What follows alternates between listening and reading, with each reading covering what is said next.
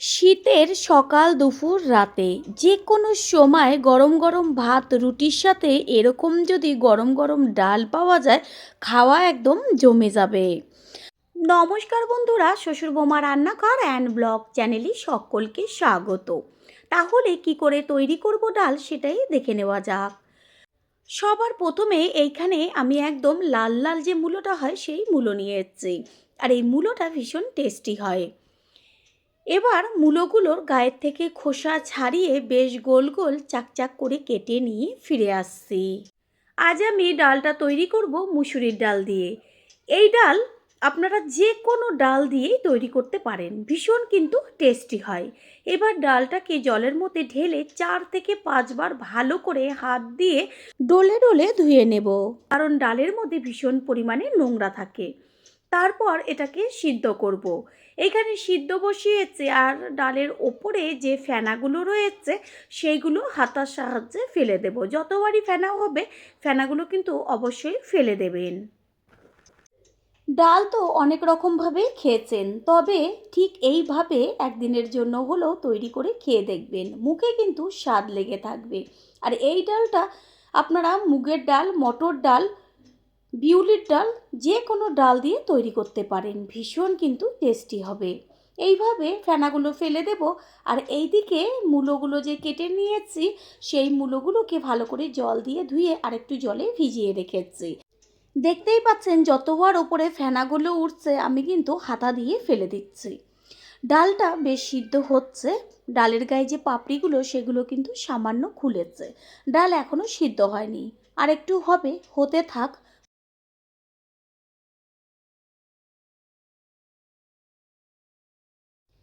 এবার ডালের মধ্যে দিয়ে দেব যে কেটে রেখেছি মূলোগুলো, সেই মূলো, কারণ মূলোটাও তো সিদ্ধ হবে।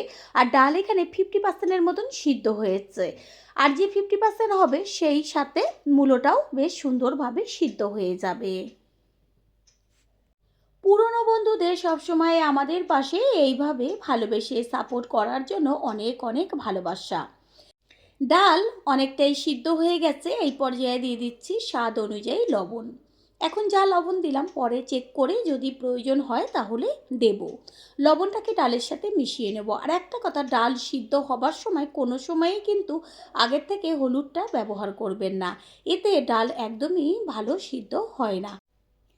ডাল একদম যে গলে যায় ঠিক সেইভাবেই সিদ্ধ করব না, কারণ ডালটা গলে গেলে বেশি কিন্তু খেতে টেস্টি হয় না। সেই কারণে আমি ডালটা এমনভাবে সিদ্ধ করব যেন সমস্ত ডাল মানে নরম হয়ে যায়, তবে একটু সামান্য গোটা গোটা থাকে। ডাল সিদ্ধ হয়ে গেছে, এই পর্যায়ে এর মধ্যে দিয়ে দিলাম হলুদ, হাফ চা চামচ। হলুদটাকে মিশিয়ে নিয়ে এবার এটা গ্যাসের থেকে নামিয়ে রেখে দেবো। গ্যাসের ওভেনে বসিয়ে দিয়েছি একটা কড়াই। কড়াইটা গরম করে নিয়ে তাতে দিয়ে দেবো একদম অল্প পরিমাণ সর্ষের তেল। আর তেল গরম হয়ে গেলে এর মধ্যে সামান্য একটু লবণ দেবো যেন চারদিকে না ছিটে যায়। এবার এইখানে কেটে রেখেছি গোটা সিম, দুই পাশের মুখটা কেটে বাদ দিয়ে শীটটাকে ফেলে তারপর জল দিয়ে ধুয়ে নিয়েছি। সিম তেলে হালকা একটু ভেজে দিলে ডালের মধ্যে ভীষণ কিন্তু টেস্টি হয়, কারণ সিমে কেমন একটা গন্ধ থাকে, সেই কারণে একটু ভেজে দিলে সেই গন্ধটা চলে যায় আর ডালের থেকে দুর্দান্ত একটা স্বাদ হয়। সামান্য একটু হলুদ দিয়েছি, এবার এটাকে ভেজে নেব। সিম হালকা করে ভাজতে হবে, একদম যে লাল লাল কড়া করে ভাজা সেরকম কিন্তু ভাজলে হবে না। সিম ভাজা হয়ে গেছে, এবার কড়াই থেকে তুলে নেব। আর ওই কড়াইয়ের মধ্যে দিয়ে দেব সর্ষের তেল। তেল গরম হয়ে গেছে, গ্যাসের ফ্লেম লোতে রেখে দিয়ে দিয়েছি এখানে 2-3টে শুকনো লঙ্কা। আর ডালের কিন্তু মেন টেস্ট হয় সম্বারে, সম্বার যত ভালো দেবেন ডাল ততটা টেস্টি হবে। শুকনো লঙ্কাটা ভালো করে ভেজে নিয়েছি, তারপরেই এর মধ্যে দেব ছোটো চামচের 1 চা চামচ কালো জিরে আর ছোটো চামচের 1 চা চামচ সর্ষে। এবার ফোড়নটাকে ভালো করে ভেজে নেব। এই যে কালো জিরে আর সর্ষেটা দেওয়া হয়েছে, ডাল এত টেস্টি হবে মুখের থেকে স্বাদ যাবে না, এটা আমি গ্যারান্টি দিয়ে বলতে পারি। এবার দিয়ে দেব কুচিয়ে নেওয়া টমেটো। এইখানে আমি বড় সাইজের দেড়খানা টমেটো ব্যবহার করেছি। ডালের পরিমাণ অনুযায়ী টমেটোটা দিতে হবে। তেলের মধ্যে ভালো করে টমেটোটা বেশ ভেজে নেব। টমেটোর কাঁচা গন্ধ যাওয়া পর্যন্ত কিন্তু তেলে ভাজতে হবে। সুন্দর টমেটোটা ভাজা হয়ে গেছে। এবার টমেটোটা একটু চারদিকে ছড়িয়ে মাঝখানটা ফাঁকা করে গ্যাসের ফ্লেম হাই রেখে সম্পূর্ণ ডালটা আস্তে করে ঢেলে দেব। অল্প ডাল প্রথমে ঢেলে তারপরে মিশিয়ে নিয়ে তেলের সাথে আর যে অর্ধেকটা ডাল আছে সেটাও ঢেলে দেব। গ্যাসের ফ্লেম কিন্তু অবশ্যই হাইতে রাখতে হবে। প্রথমবার যারা আমাদের চ্যানেল ভিজিট করছেন তাদের আন্তরিক শুভেচ্ছা ও অনেক ভালোবাসা। আমাদের রেসিপিগুলো যদি ভালো লেগে থাকে সাবস্ক্রাইব করে দেওয়ার অনুরোধ রইল ও পাশে থাকা বেল আইকনে ক্লিক করলে পরবর্তী ভিডিওগুলো সবার আগে আপনাদের কাছে পৌঁছে যাবে। এবার দিয়ে দিয়েছি যে ভেজে রেখেছিলাম সিম আর ঝালের জন্য চেরা কাঁচা লঙ্কা। সবটা মিশিয়ে নেব। আর ডালটা টকবক করে ফুটলে গ্যাসের ফ্লেম একটু লো টু মিডিয়াম করে হতে দিতে হবে। সিম তো সিদ্ধ হতে বেশি সময় লাগে না, তেলে তো ভাজাই আছে হালকা করে, আর একটু হলে সিম একদম সুন্দর সিদ্ধ হয়ে যাবে। আর ওইদিকে মূলত আগের থেকে সিদ্ধ আছে। ঠিক এইভাবে গ্যাসের ফ্লেম লোতে রেখেছি, ডালটা হচ্ছে।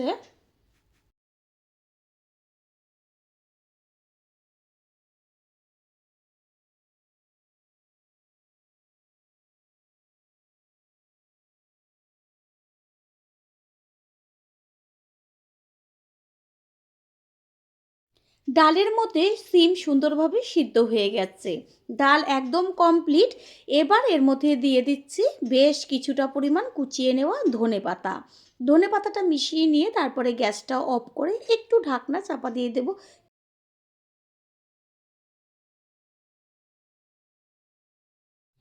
কিছুক্ষণ বাদে ফিরে এসে ঢাকনাটা সরিয়ে দিয়ে সম্পূর্ণ লুকটা দেখিয়ে দিচ্ছি। হাতা দিয়ে একটু নেড়ে চেড়ে নিচ্ছে। যেমন দেখতে সুন্দর হয়েছে তেমন গন্ধ তেমন টেস্ট। এরপর একটা পাত্রে ঢেলে দেব। তৈরি হয়ে গেল আজকের মুসুরির ডালের রেসিপি। আশা করি রেসিপিটি ভালো লাগলো। আর যদি ভালো লেগে থাকে একটা লাইক, কমেন্ট, পারলে একটা শেয়ার করে অবশ্যই জানাবেন।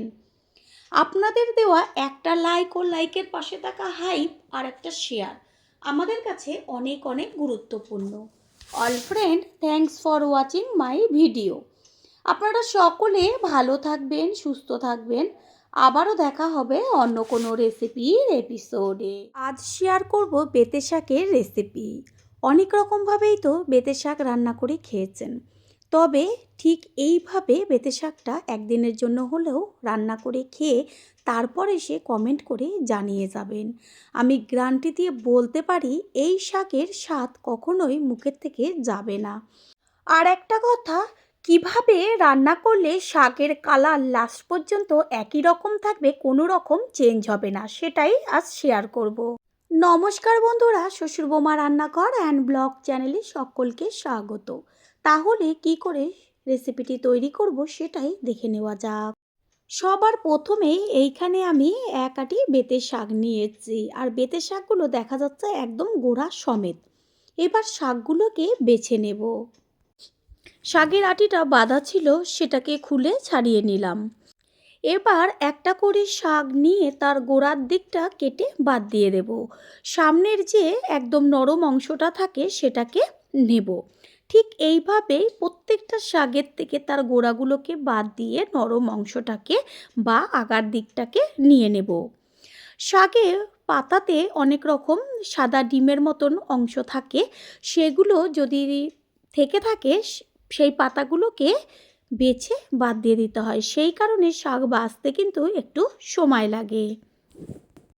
ঠিক এইভাবে সমস্ত শাকগুলো বেছে কেটে ফিরে আসছি।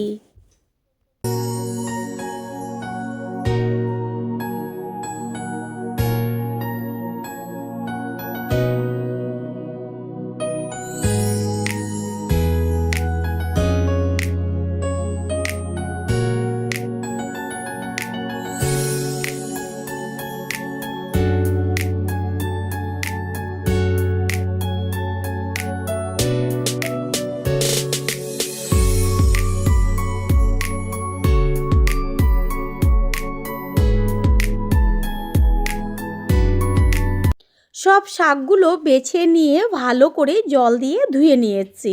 আর শাক সবসময় মানে ছোট ছোট করে কেটে নেওয়ার আগে বাছার পরে গোটা অবস্থাতেই খুব ভালো করে ধুয়ে নেবেন।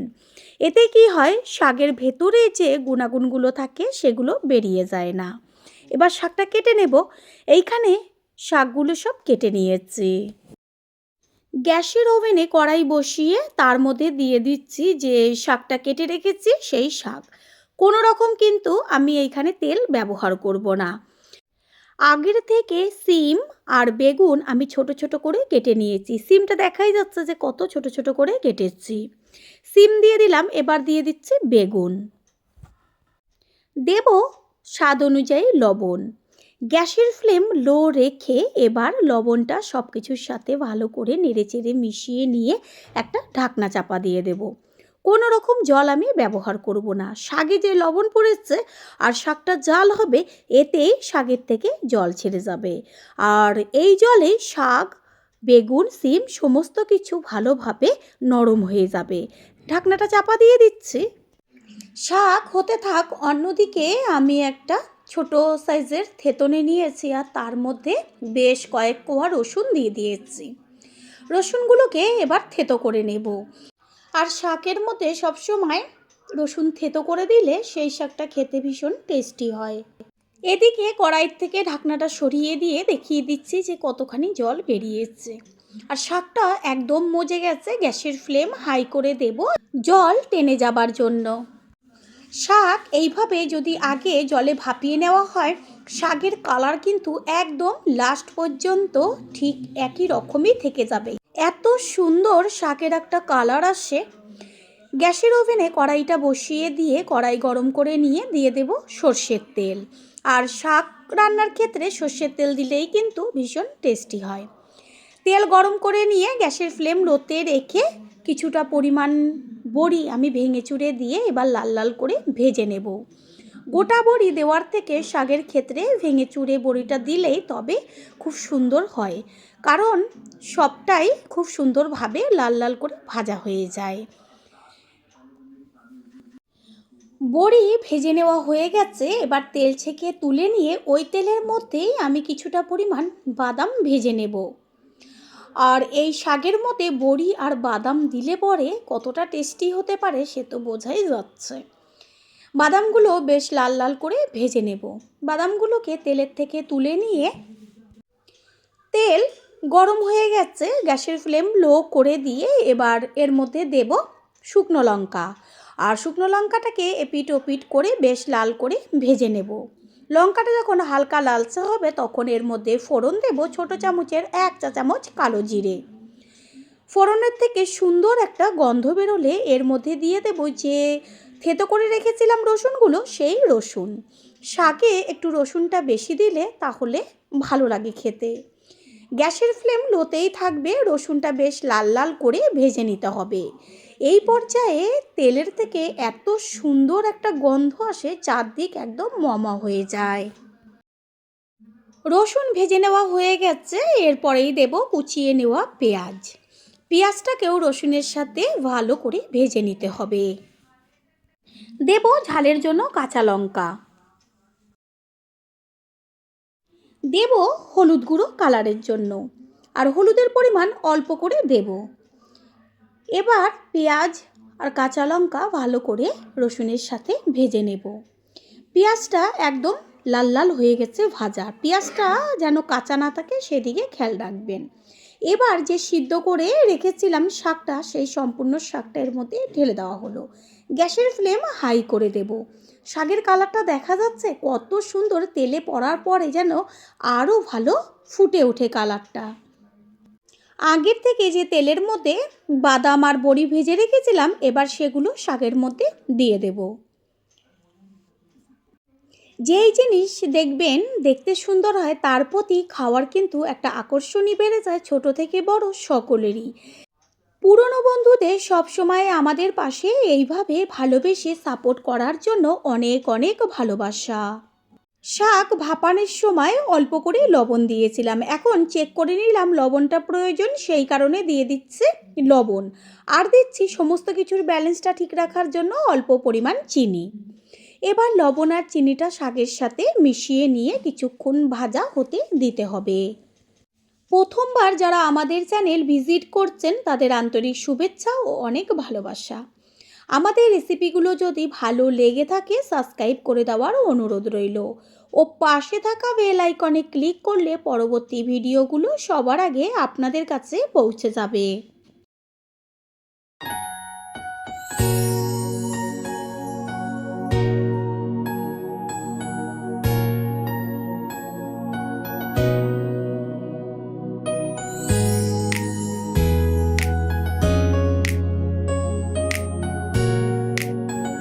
শাকের ভেতরে থাকা সমস্ত জল খুব সুন্দরভাবে শুকিয়ে গেছে, বেশ একটা আঠালো ভাব চলে আসছে আর কড়াইয়েরও চারদিকে বেশ লেগে লেগে যাচ্ছে।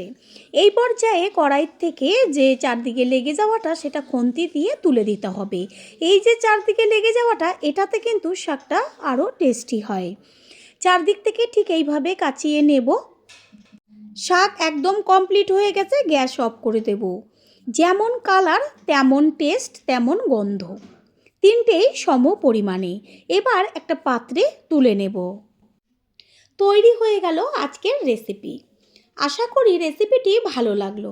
আর যদি ভালো লেগে থাকে একটা লাইক, কমেন্ট, পারলে একটা শেয়ার করে অবশ্যই জানাবেন। আপনাদের দেওয়া একটা লাইক ও লাইকের পাশে থাকা হাইপ আর একটা শেয়ার আমাদের কাছে অনেক অনেক গুরুত্বপূর্ণ। All friend, thanks for watching my video. আপনারা সকলে ভালো থাকবেন, সুস্থ থাকবেন। আবারও দেখা হবে অন্য কোনো রেসিপির এপিসোডে।